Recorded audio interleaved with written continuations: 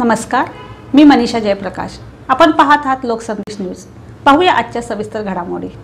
उत्तम नगर इथं 281 मिरज विधानसभा मतदारसंघ अतिरिक्त सहाय्यक निवडणूक निर्णय अधिकारी तथा तहसीलदार मिरज यांच्या सहकार्यानं कर्तव्यदक्ष जिल्हाधिकारी तथा निवडणूक निर्णय अधिकारी यांच्या मार्गदर्शनाखाली मतदान जागृती अभियान अंतर्गत रेड लाईट एरिया इथं जनजागृती उपक्रम राबवण्यात आला। सोडा आपले सर्व काम, चला करूया आपले मतदान, चुनाव नहीं मतदान करे, नव भारत का निर्माण करे अशा प्रबोधनपर घोषणा देऊन मतदान करण्याचं आवाहन करण्यात आलं।